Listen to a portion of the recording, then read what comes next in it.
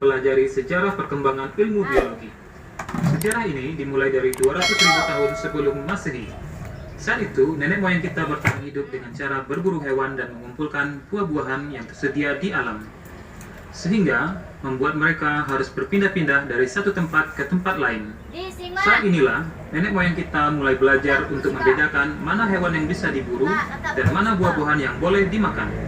Secara tidak langsung, nenek moyang kita telah belajar ilmu biologi untuk bertahan hidup di alam.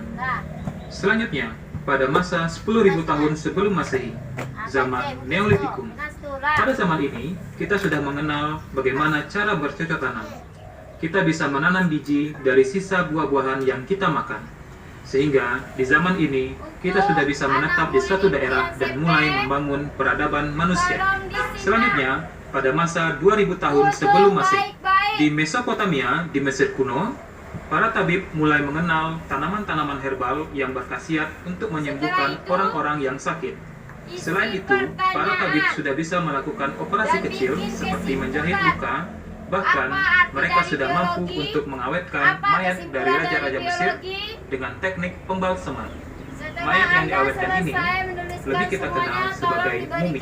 Selanjutnya, pada masa 350 tahun sebelum Masehi, di Yunani kuno, Aristoteles mulai mengamati berbagai tumbuhan dan hewan yang ada di sekitarnya.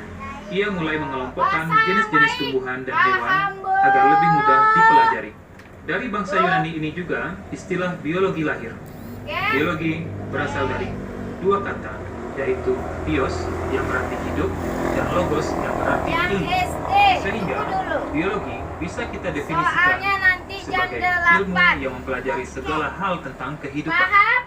Selanjutnya, pada tahun 1300 sampai 1900 Masehi, yaitu pada zaman Renaissance hingga zaman modern. Pada masa ini, ilmu biologi berkembang dengan pesat.